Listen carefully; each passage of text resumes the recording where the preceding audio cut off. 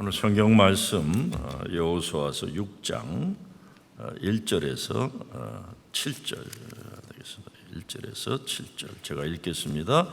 이스라엘 자손들로 말미암아 여리고는 굳게 닫혔고 출입하는 자가 없더라.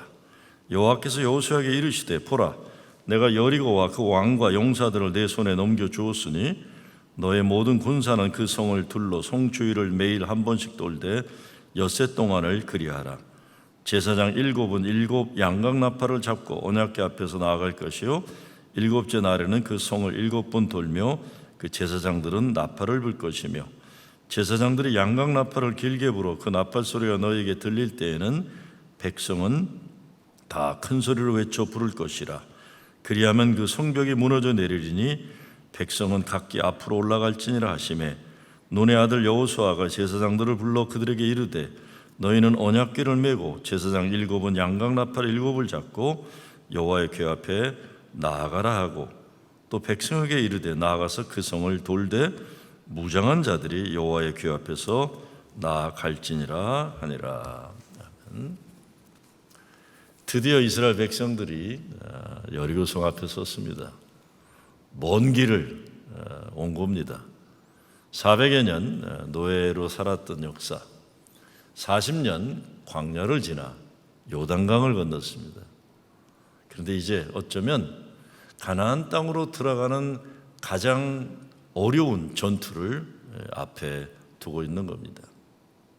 1절에서 여리고는 굳게 닫혔고라고 했어요. 여리고는 굳게 닫혔고, 이 말은 열어지지 않을 현실을 우리에게 암시합니다. 근데 하나님이 여리고 성을 무너뜨릴 전략을 여호수아에게 제시하는 겁니다. 여리고 성을 온 백성이 함께 돌아라 이렇게 명령하십니다. 성을 도는데 첫째, 하루에 한 바퀴씩만 돌아야 하는 거예요. 둘째, 6일 동안은 하루에 한 바퀴를 돌고 7일째 되는 날은 7바퀴를 돌아야 합니다. 셋째, 도는 순서가 있는데 맨 앞에 무장한 군인들이 가요. 그 뒤에 제사장 7명의 나팔을 들고 갑니다. 그리고 그 뒤에 법궤가 따르는 겁니다. 그리고 다시 군인들이 뒤에 따라갑니다. 네 번째, 6일 동안은 양각나팔을 들고만 다니다 불지 말아야 됩니다. 그리고 다섯째, 7일째 되는 날에는 양각나팔을 붕 이렇게 불어야 하는 겁니다. 그러나 마지막 바퀴를 돌 때는 양각나팔을 길게 불어야 하고, 그때 백성들은 모두 큰 소리를 질러야만 합니다. 그러면 여리고성이 무너져 내릴 것이라고 하나님은 말씀하십니다. 이스라엘 백성들은 하나님이 명령하시는 그 내용대로 순종하며 따르면 되니까 그렇다 하지만, 반대편에 있는 여리고 성에 있는 이스라엘 백성들을 내려다보면서 여리고 군사들은 무슨 생각을 했을까요? 그동안 이스라엘 민족에 대한 소문을 들었는데 처음 그들을 보았습니다. 본 거예요. 처음. 저 사람들이네.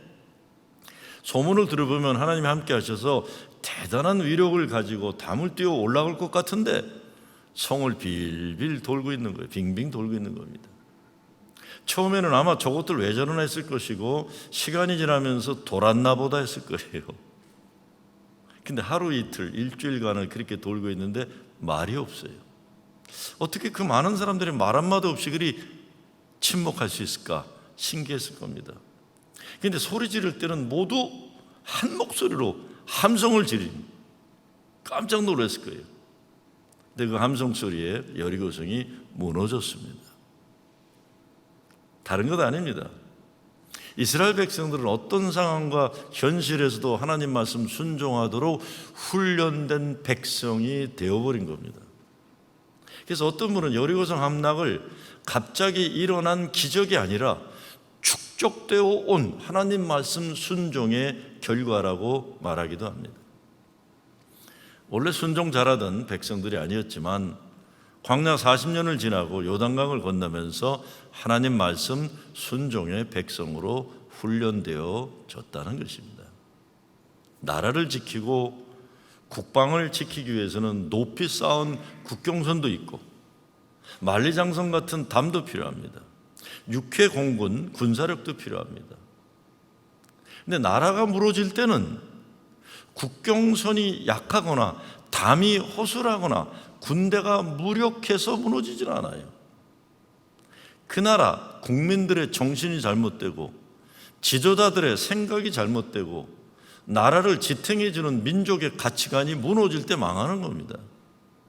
여리고성보다도 대단하고 위대한 성이 있다면 중국의 만리장성일 겁니다. 중국은 만리장성을 쌓으면서 외적이 절대로 뚫을 수 없는 방어벽을 세웠습니다.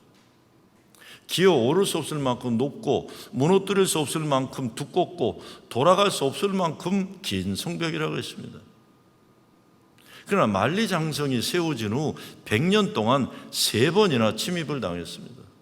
오랑캐, 중국 사람들 입장 오랑캐 외적의 침입을 당해요. 벽에 문제가 있어서가 아니었습니다. 아무도 성벽을 기어오르지 않았습니다. 무너뜨리지도 않았습니다. 돌아가지도 않았는데 장벽이 뚫렸어요. 이유는 만리장성 여러 곳에 흩어져 있는 성곽 문지기 몇 사람들에게 뇌물을 주었고 그 뇌물을 받은 청지기들이 문을 열어줘서 외적 오랑캐들이 문을 열고 진군에 들어갔다는 것입니다.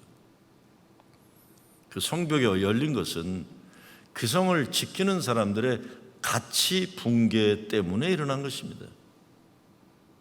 오래전 제가 시카고에서 목회할 때에 시카고 대학에서 박사학위를 하러 온 부부가 있었습니다.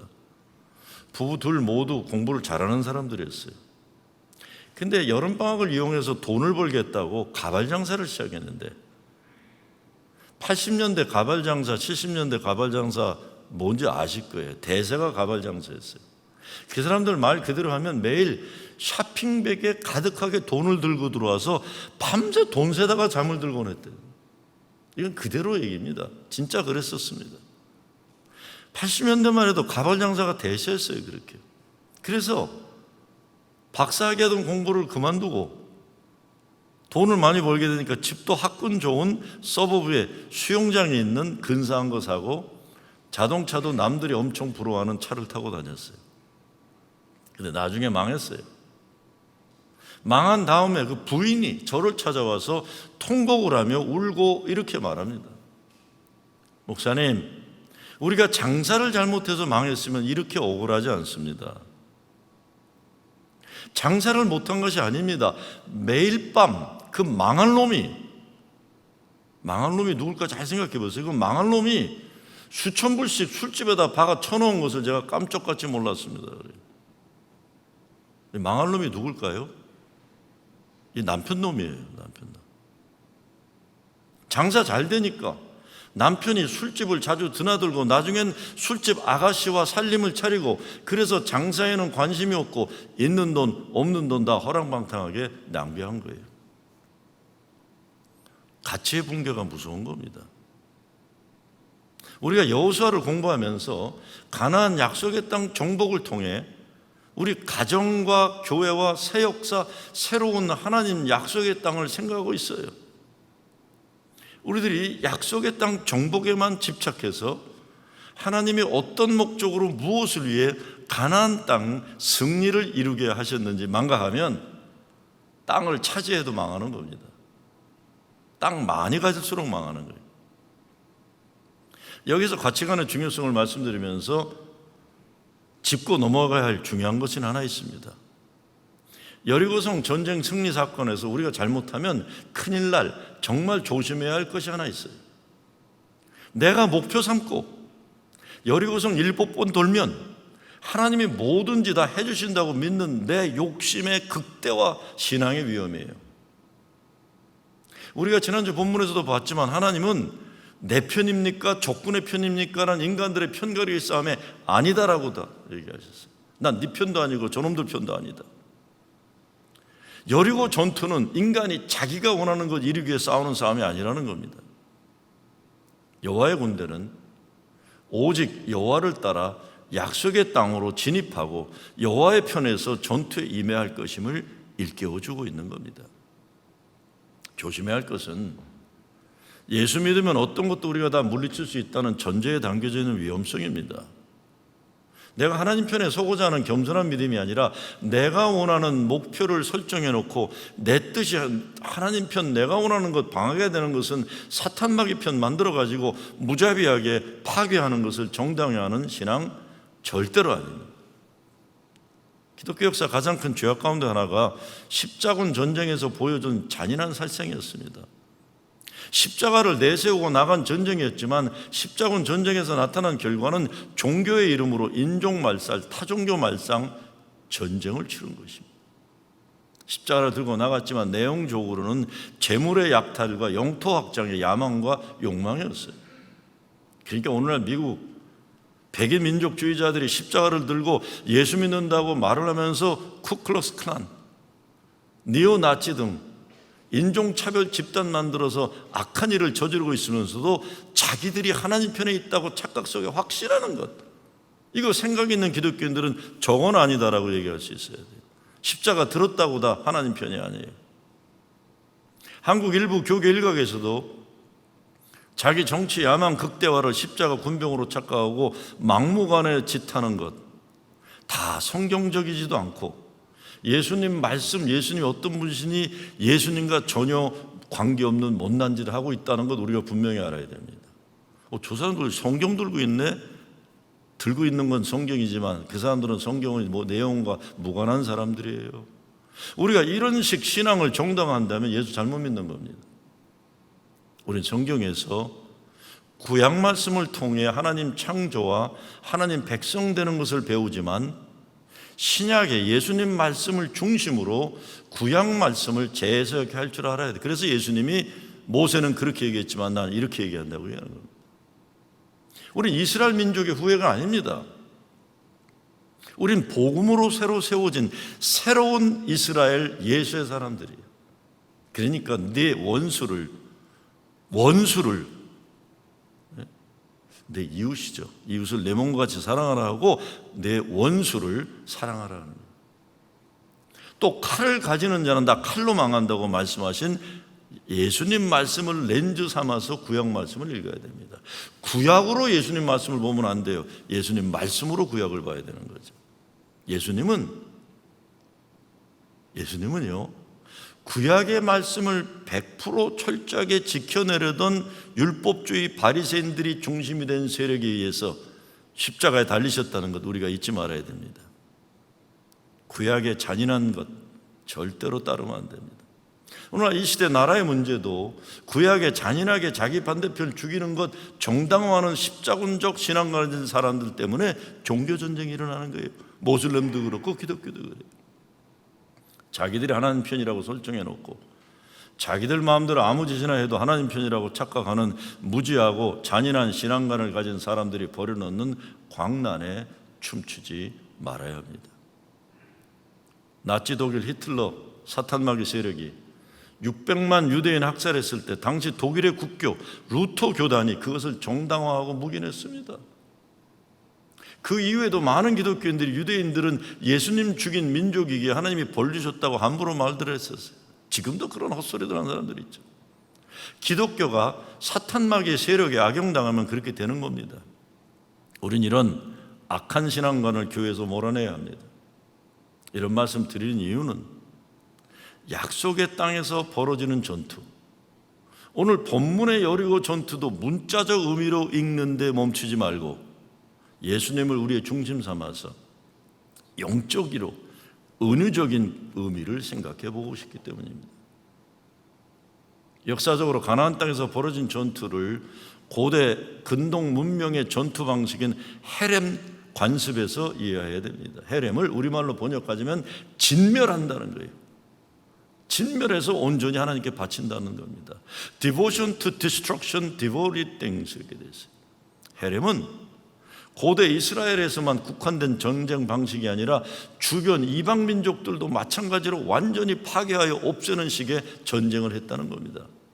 그런데 진멸시킨다는 잔인성의 의미의 중심을 두기보다 영적인 의미로 하나님을 따르는 이스라엘 민족에게 헤렘은 다양한 우상을 섬기는 가나안 땅 이방 민족들 사이에서 오직 여호와만을 섬기는 언약 백성으로서의 정체성을 지키자는 전쟁이었다는 겁니다. 여호와서만이 아니라 구약 여러 곳에서 우리는 헤렘 진멸하는 명령에 대해 많이 봐요.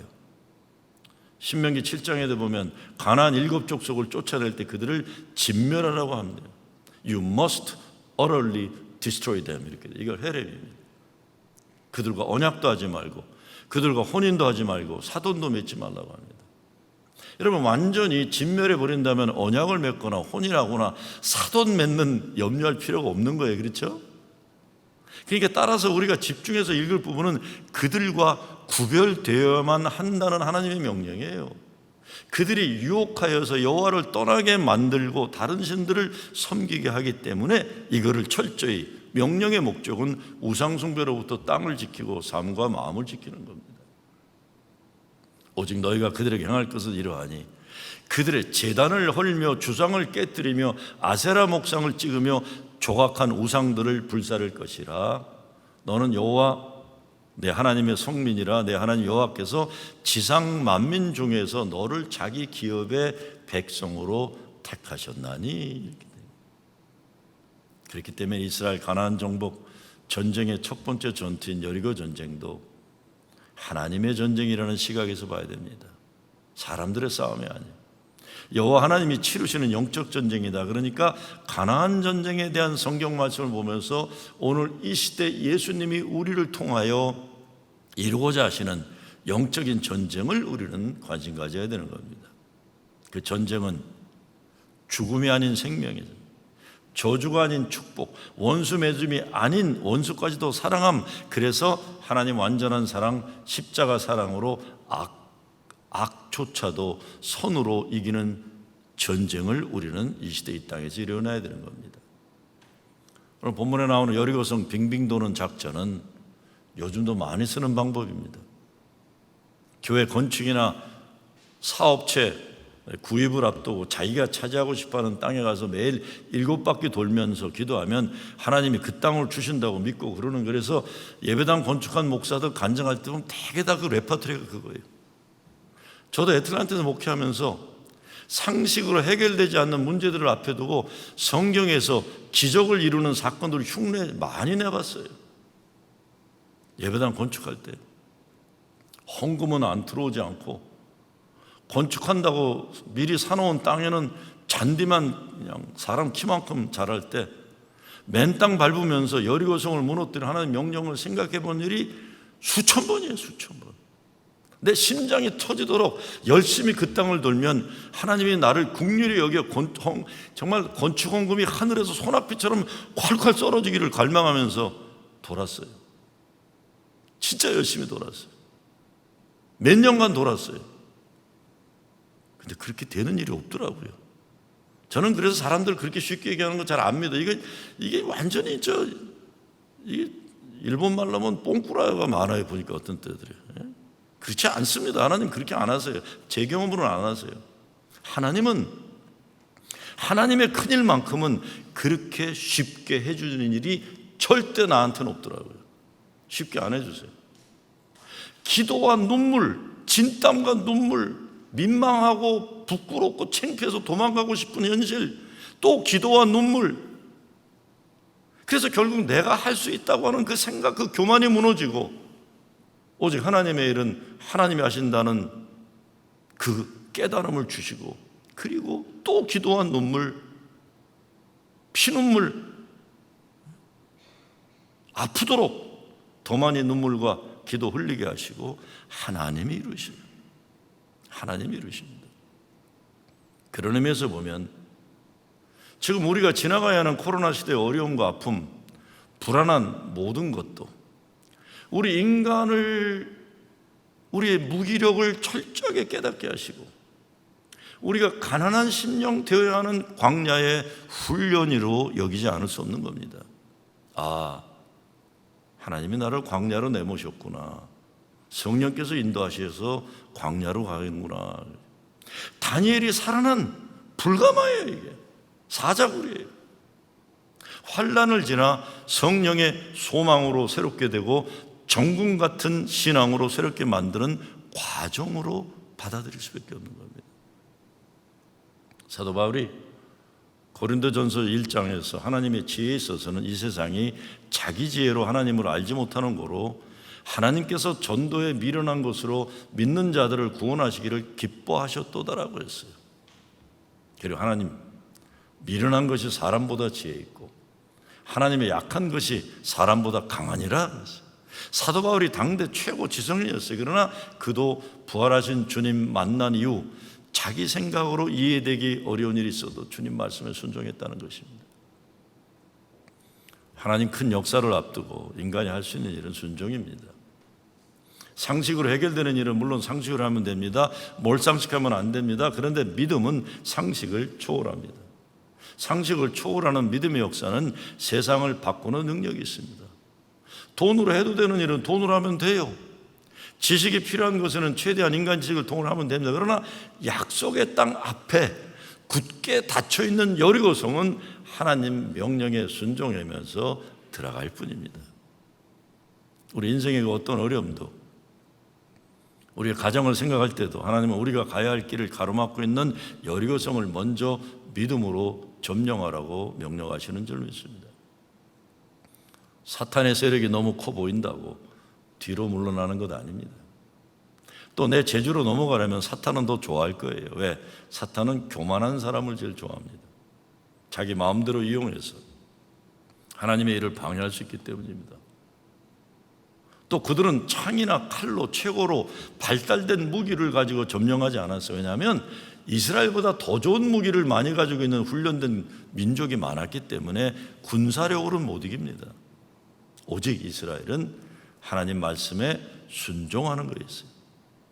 7일 동안 찬양대를 앞세우고 그동안 무너지지 않았던 여리고성을 향해서 하나님의 능력과 하나님의 다스리심을 믿고 외쳤던 거예요. 결국 하나님 말씀 순종해서 한 마음 한 뜻 한 목소리로 찬양하고 믿음으로 외쳤을 때 여리고성은 무너졌습니다. 우리들의 삶 속에도 무너져야 할 사탄들에게 점령당한 고지들이 있습니다.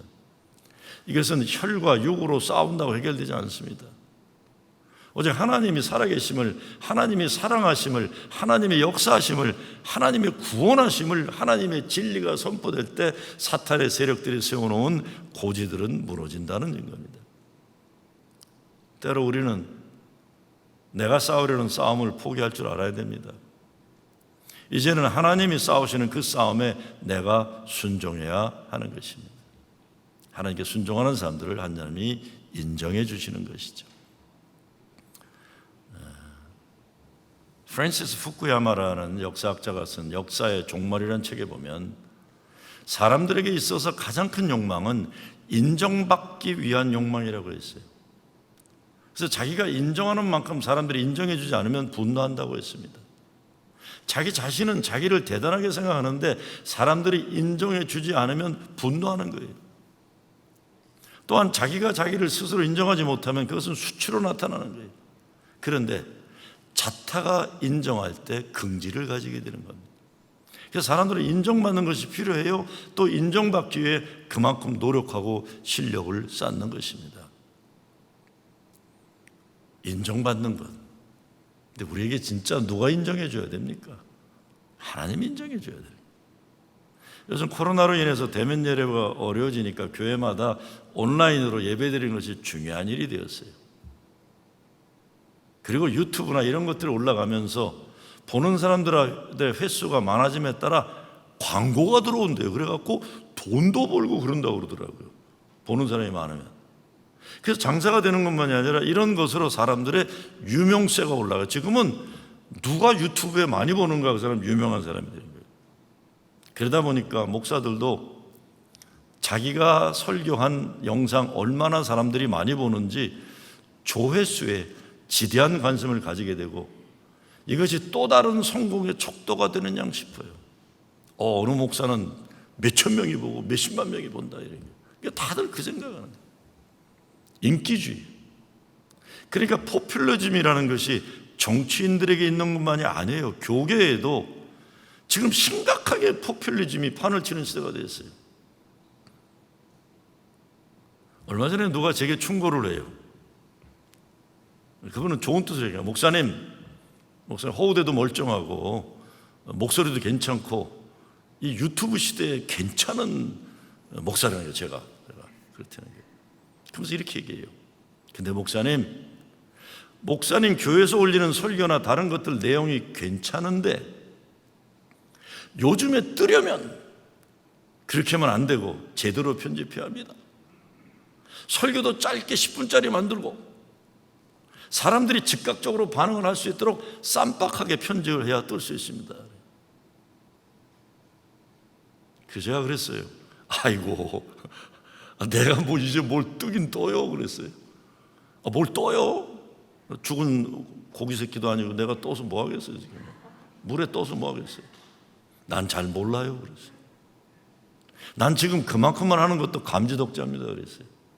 나는 누가 내 설교 영상으로 봐주는 것만도 나는 그냥 감동받지 뭘 그걸 더 뜨면 뭐 하겠습니까 그랬어요. 진짜 그래요. 뭐 떠요 뜨기는 이 나이에. 죄송합니다.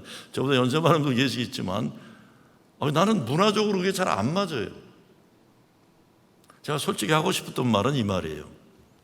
내 설교 우리 교인들이 들어만 줘도 난 더 바랄 게 없어요 그러는 거예요. 내 설교 우리 교인들이 들어주면 되지. 물론 제대로 만들어서 잘 만들어서 더 많은 사람들에게 많이 알려지고 조회수도 올라가서 뭐 혹시라도 10불이라도 광고비 받으면 뭐 나쁠 건 없을지 몰라요. 복음이 확장되는 일에 기여할 수 있으면 좋을 거예요. 그런데 제가 보니까 우리가 자칫 잘못하면요, 이거 사람들이 원하는 것 재빨리 효과적으로 잘 만들어내는 상품화의 위험성이 커요. 저는 그래요. 나는 거기에 내가 넘어가면 안 된다고 생각해요.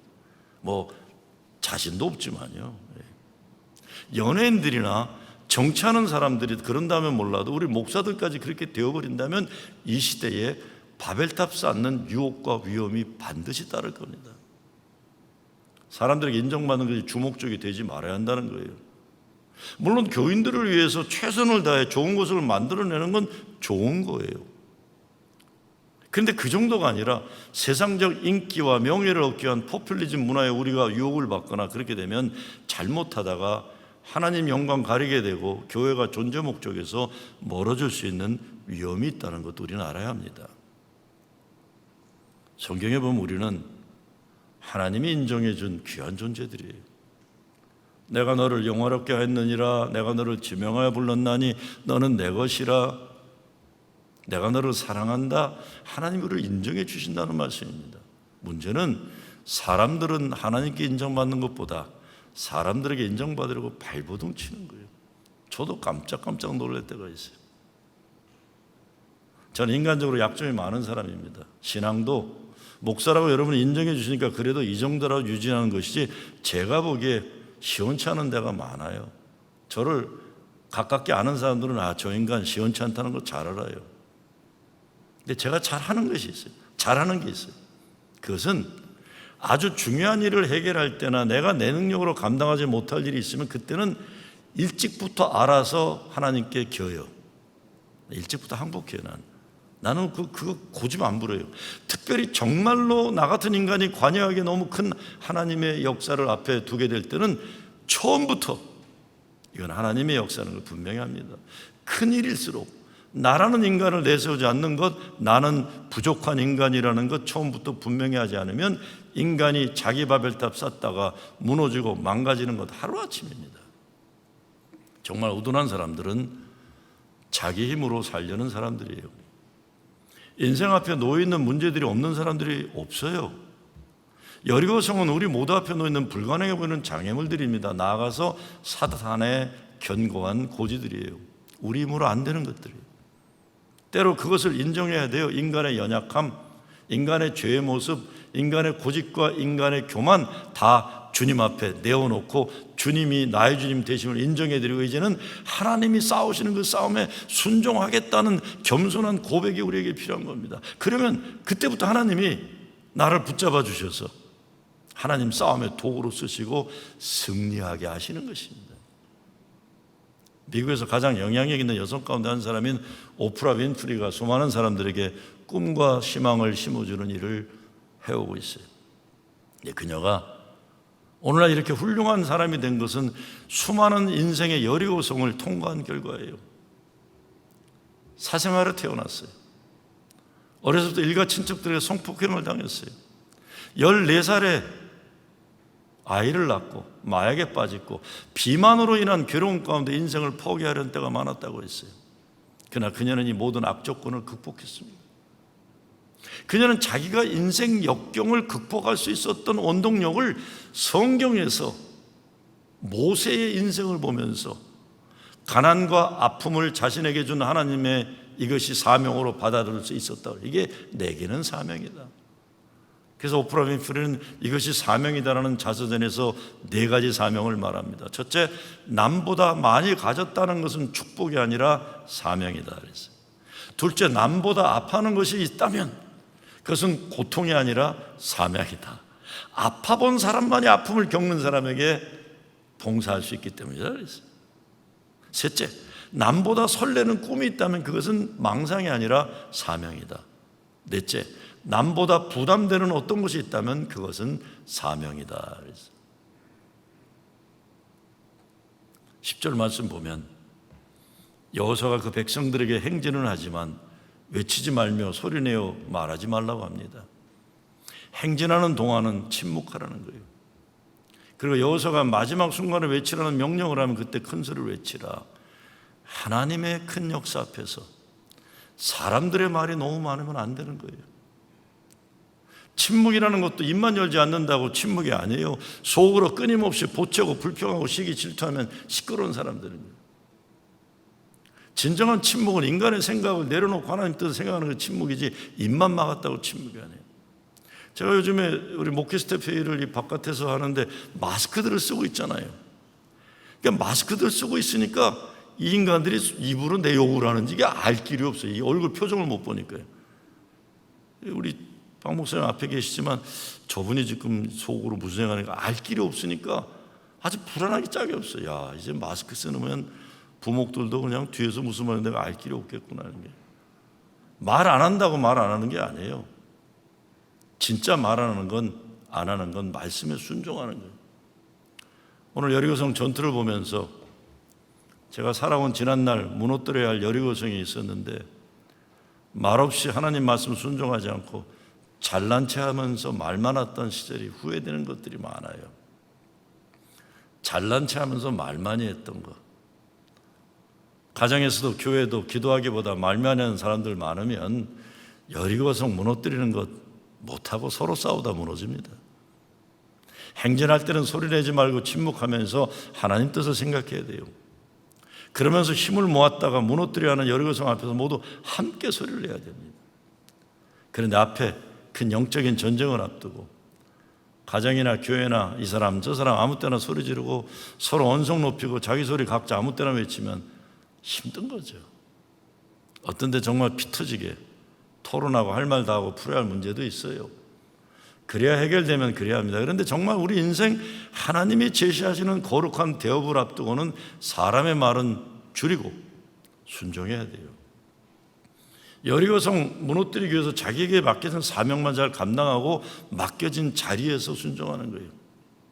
일이 작으면 소리내고 싸워도 문제 없어요. 그러나 일의 내용이 크면 클수록 침묵할 줄 알고 함께 외칠 줄 알아야 하나님의 기적의 역사에 쓰임받는 겁니다. 믿음의 눈으로 보는 훈련이 신앙입니다. 그래서 히브리서 11장에 보면 여리고성 전투를 이렇게 설명해요. 믿음으로 7일 동안 여리고를 두루 다니매 성이 무너졌으며 그랬어요. 잘 들어보세요. 믿음으로 7일 동안 여리고를 두루 다니매 성이 무너졌다. 그냥 돌기만 했는데 여리고성이 무너졌다는 거예요. 단지 우리는 돌기만 해도 하나님이 역사하면 기적이 일어난다는 겁니다. 코로나 바이러스 사태가 장기화되면서 어렵고 힘들고 피곤함이 누적되고 불안하고 그래요. 그러니 어떻게 해서라도 대책을 마련하고 하고 미래를 예측해 보려고 하고 그렇으면 참 힘들어요. 그런데 분명한 것은 이런 어마어마하게 큰 세계적인 전염병의 질 앞에서 우리 같은 사람들은 문제 해결하겠다고 몸부림치는 것 소용없는 노릇입니다. 우리가 할 수 있고 해야 하는 것은 정말 하루하루 성경 말씀, 예수님 말씀 마음에 새기고 삶에서 성실하게 순종하며 사는 거예요. 뭐 대단한 일 하려고 하면 믿음의 분량대로 사는 것이 아닐 것입니다. 교회도 마찬가지죠.